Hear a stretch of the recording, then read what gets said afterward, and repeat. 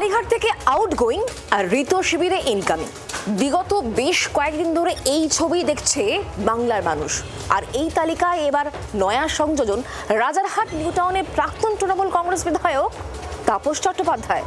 তার নাম যেমন শোনা গেল, তার পাশাপাশি আরও একটা নাম কিন্তু এই মুহূর্তে আকাশে বাতাসে ঘুরছে। সেটা হলো রাজ্যের প্রাক্তন মন্ত্রী ব্রাত্য বসু। শোনা যাচ্ছে আগামী সপ্তাহের শুরুতেই ঋত শিবিরে যোগ দিতে চলেছেন।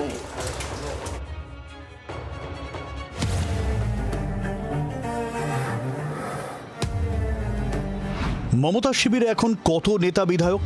যে কোনো কুইজ শোয়ের প্রশ্ন হতেই পারে, কারণ সংখ্যা প্রতিদিনই পাল্টাচ্ছে, মানে কমছে। চন্দ্রিমা মদনের পর এবার ঋতব্রত শিবিরে যোগ দিলেন রাজারহাট নিউ টাউনের প্রাক্তন বিধায়ক তাপস চট্টোপাধ্যায়। এদিন বিধানসভায় ঋতব্রত বন্দ্যোপাধ্যায়ের সঙ্গে দেখা করেন তাপস। এবার ভোটে মাত্র ৩১৬ ভোটে বিজেপি প্রার্থী পীযূষ কানোরিয়ার কাছে হারেন জিম্বো। ৪ মে পেরিয়ে পরের দিন ভোটের ফল ঘোষণা হয়। এরপরেই মমতা তাপসের সঙ্গে দাঁড়িয়ে অভিযোগ তোলেন গণনায় চুরি হয়েছে। ক্ষমতা হারানোর পর বারাসত সাংগঠনিক জেলার দায়িত্ব দেওয়া হয়েছিল তাপস চট্টোপাধ্যায়কে।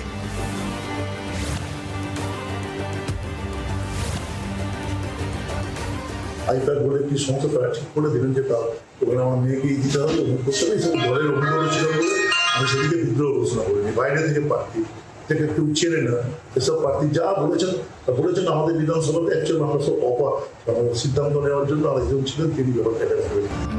এদিন যখন ঋত শিবিরে তাপস চট্টোপাধ্যায়, প্রায় সেই সময় তার বাড়ির সামনে ডিম হাতে বিক্ষোভ স্লোগান।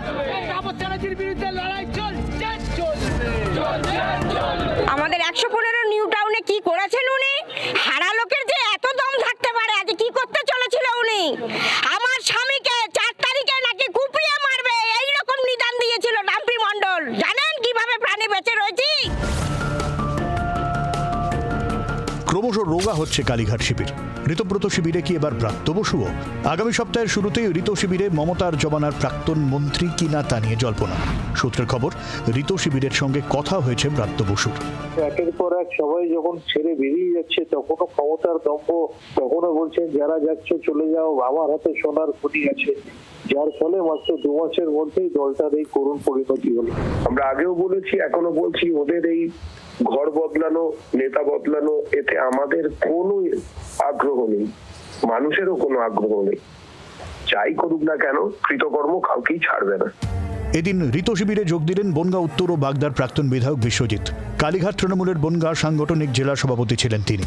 এবার বিধানসভা ভোটে বনগাঁ উত্তরের প্রার্থীও ছিলেন। ভুবন ভ্রমিয়া শেষে আমি এসেছি তোমারই দেশে। এখন সরকার যেভাবে তাকে হারানো হয়েছে, জোর করে হারানো হয়েছে, কাউন্টিং লুট করে হারানো হয়েছে, এবং তারপরেও দেখেছি পুলিশ যেভাবে তার সঙ্গে দুর্ব্যবহার করছে, হয়তো সেই চাপটা সামলাতে পারেননি, সেই কারণে। তাহলে মমতার পাশে থাকলো কে? রোজই নতুন হিসেব নিকেশ। কালীঘাট থেকে ঋত শিবিরের দিকে আউটগোয়িং থামছেই না। প্রবীর চক্রবর্তী ও শ্রেয়সী গঙ্গোপাধ্যায়, জি24 ঘন্টা।